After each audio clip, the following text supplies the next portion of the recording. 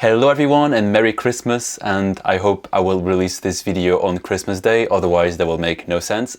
And happy holidays for those of you who might not be celebrating Christmas but maybe something else. Alright, so for today's video I wanted to talk about how to make the most of your language lessons. As you might know, I'm a language teacher and I also have taken online lessons recently on italki in particular, and I feel like my experience could help some of you to make your language lessons as efficient as possible. So let's get started. So the first thing I wanted to talk about is to be as active as possible during the lessons. For example, this might mean asking questions when you're not sure about something or when something is not clear. It's also about taking every opportunity to speak the language. For example, this might mean trying to expand your answers as much as possible. So instead of waiting for your teacher to say when, with whom, why, etc., you can spontaneously ask yourself these questions. So imagine the teacher asks you what you did last weekend. Instead of just saying, I went to the supermarket, you could say who you went with, what did you buy, why you went to the supermarket, etc., etc. This will help you a lot to use as much of the language as possible. It's very important to always try to stretch yourself, not just give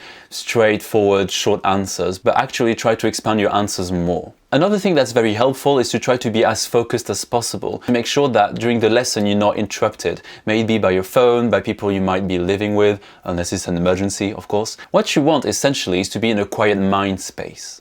Something else that I think is very important to emphasize on is feedback. Teachers normally will give you feedback on your answers. They will give you corrections, they will sort of give you ideas on how you can say something in a more natural way, or maybe they will tell you need to revise some grammar points or revise some specific vocab. And it's important not to be offended or take the feedback personally. Of course, the teacher should also try to be as gentle and kind as possible, because it can be quite vulnerable to be sort of criticized on the way you speak, and language learning can be frustrating and difficult in many ways. The teacher definitely needs to understand that when you give feedback to people, you can potentially make them feel a bit bad or negative about themselves. So as a teacher myself, when I give feedback to people, I try to be very gentle, maybe turn it into a joke, or depending on the personality of the students, I will adapt, but I try to make it very sort of like unimportant. Any mistake is not really a big deal, it's just a learning moment and something you can improve. The third point I wanted to talk about is to do regular practice. Don't fall into the trap thinking that just attending a lesson is enough for you to make progress in the language.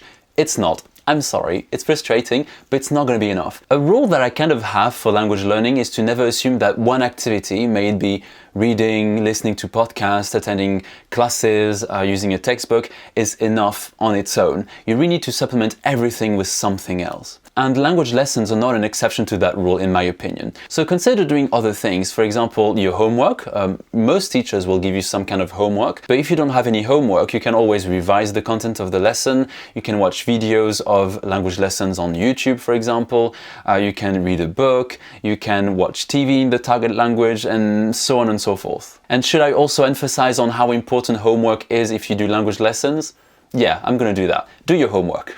Alright, in all seriousness, I think homework is important for two reasons. The first one is to make sure that everything has been clear and understood in the lesson. If not, you can make a note of it and talk to your teacher about it in the next lesson. And number two, this allows to solidify or secure the knowledge of what you did in the lesson. So making sure that a grammar point basically sticks to your mind, or vocab, or anything that you've done in your lesson, really.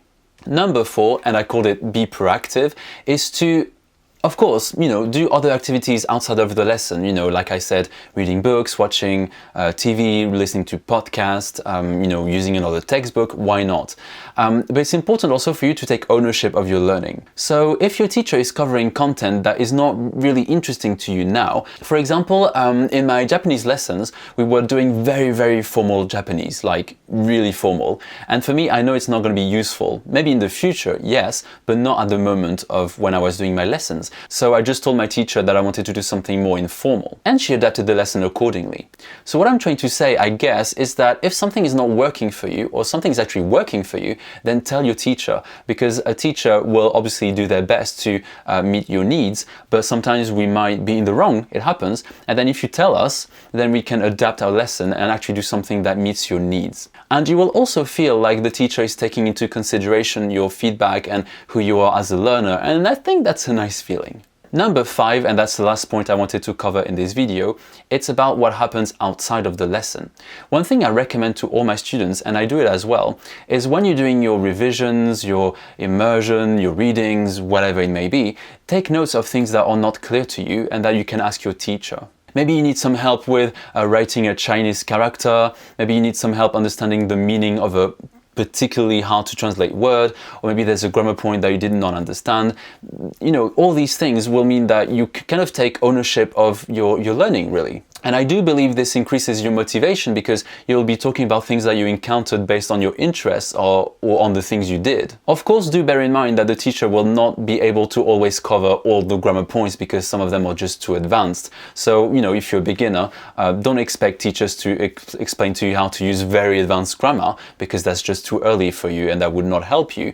But I still think asking questions about a grammar point, even if it's too advanced, kind of plants a seed in your mind, you know. You will remember later on, that's a grammar point I've encountered before, and maybe the teacher will have translated the meaning to you and there will be some remainder in your brain of that grammar point, vocab, whatever it may be. I hope it makes sense what I'm trying to say here. Alright, I hope you enjoyed this video. I again wish you a Merry Christmas and Happy Holidays, and don't forget to like this video, subscribe, leave a comment if you have any questions or any suggestions on how you can make the most out of your language lessons, and I will see you next week.